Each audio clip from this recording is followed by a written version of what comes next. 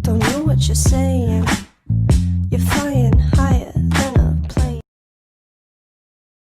Hey guys, it's me Jocelyn. So today I'm going to be showing you a part 2 of my favorite transitions on alight motion.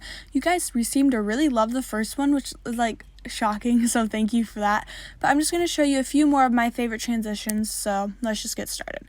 So this first one is going to be like a zoom in, kind of like distortion, warped out. I don't know how to explain it, but like you'll see what I mean when we get there. So basically go into distortion and warp, and then find pinch and bulge.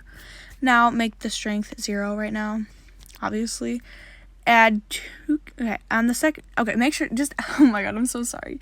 So basically what I'm going to do is add a keyframe at the beginning, 1 in the middle, and 1 at the end. So the 1 in the middle, you're going to want to go ahead and make that go all the way up to 1.100. Do your graph. And then this one down here, you're going to want to make go zoom out. So you're going to want to do it in graph right here as well. Let me see how this looks. Well, actually, if you want, which I think would be better, in between these first 2 keyframes, just do an out graph. So it looks like this. It's like boom and then boom. And then go ahead. You can readjust your keyframes whatever way you want. I'm going to make the radius 1.125 just so you could see it a little bit better, like this. And then for this one, you can just go ahead, go back on to pinch and bulge.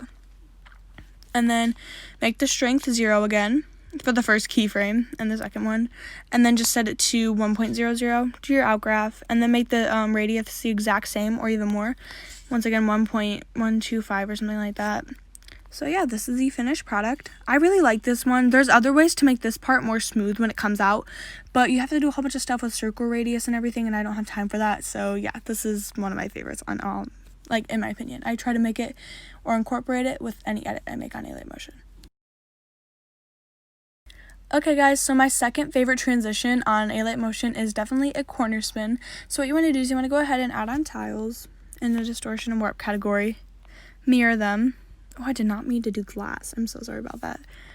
Okay, add tiles, mirror them. I'm just going to copy it and paste it to my other photos so I don't have to worry about doing that later. Now what you want to do is you want to go to the move and transform category and tap on this thing right here. Just tap on it. Move this pivot point, this little dot, move it all the way up here and try to keep it centered. It's okay if it's not fully centered, but just try to keep it centered.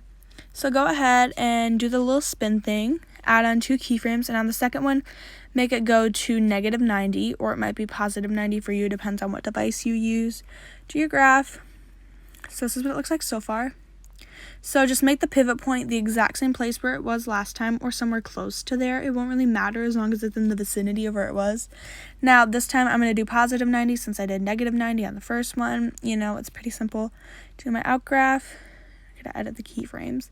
We're going to go ahead and add on some motion blur real quick. We're going to copy that effect just so it gets done a little bit faster, you know. And yeah, this is the final corner spin. You could always move the pivot point to other places, like the corner or even like the very bottom. So yeah, I also try to incorporate these into my edits, but if I don't, it's okay. I love the way they look and they're so smooth if you use the right graphs. So yeah. Okay guys, so this next transition is going to be a swirl. This one is going to be full radius, so you'll see what I mean when we get there, I guess. So go ahead, go into distortion and warp, and then go to swirl. Now make the strength 0 when you first have it. Try to be careful. This one's like kind of crazy with its negatives. It doesn't really give you marks like certain places. Okay, so add 2 keyframes, and on the second one, make it go to like maybe 57 or something like that, or somewhere around there. A number you want really, depending on how much you want it to swirl. Now I'm gonna make the radius 0.80 just because I like it to be full like that. I'm actually gonna make this a little bit more, the strength, maybe like 100. I just really want it to swirl. Now go ahead and add on swirl to your second photo as well. Instead, this time make it -100 or whatever the one you did the first time. And then the second keyframe, just make it 0, you know. Do your out graph and then make the radius 80 as well if you're wanting to copy it just like me. And yeah, this is what it looks like. I really like this one. I don't really know what to say after making them because it sounds so awkward because it's like I do these all the time. So it's like, you know. Okay, so my next or my last favorite transition would be a photo swipe over. I usually like to do these with multiple photos, but I don't have the time to get more pictures for this. So I'm just going to duplicate all of them and make them so it's like 4 different pictures. It's not, so just get ready for that. Okay, so what you want to do is you want to set these certain pictures up. So like at the 25-second mark, add a picture. At the like 50-second mark, 0.50-second mark, add a picture, you know? And then like at the, I don't know, 1 minute and 15-second mark, add a picture. So how many is that? That's 1, 2. Okay, and then this one we're gonna just do it like at the 30-second, I guess. Trying to go 15 seconds each time. Okay, and we're gonna make all of these pictures go all the way to the end. It might be easier if you have like different pictures. I can't really tell the difference right now. So right here, what you want to do is you're gonna want to go ahead and swipe up this photo right here. Try not to have tiles on any of them. I made that dumb mistake, not very smart of me. So just try not to put tiles on any of them. Go ahead and slide it up to the point where you can't see it. Now go and then just go and add a keyframe and slide it down to where you can see it.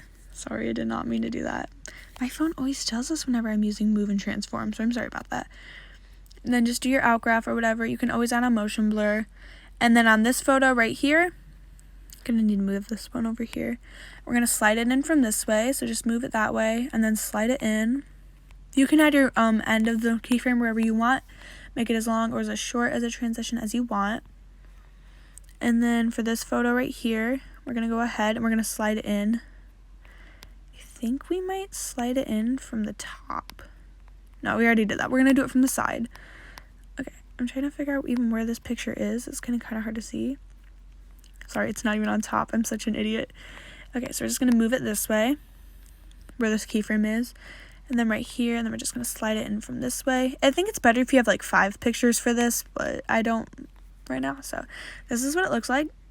It's like a whole bunch of pictures sliding in on each other. Mine looks really choppy right now, so once you add a motion blur and do better graphs and make the keyframes a little bit slower, I think it'll look better. But yeah. And yeah, that is it for today's video. If you guys enjoyed it, please give it a thumbs up and subscribe if it helped you out, and comment down below any tutorial requests that you guys may have. And yeah, I love you guys. Also, I wanted to give you a little update. COVID is getting really, really bad in multiple different areas of the world, especially in my country. So I'm just telling you, please, whatever you do, mask up. Even if it's kind of annoying, just do it. You're going to be benefiting from it, and you're possibly saving people's lives by doing so. So yeah, just please mask up and try to stay home as much as possible. If you go to school, obviously try to social distance, wear a mask. Don't come into contact with as many people, you know? Yeah. I just love you guys so much, and I want you all to be safe. Yeah, I love you guys. Bye. I was hanging with you and then I realized I didn't think it was true. I was surprised when I found out I'd fallen for you.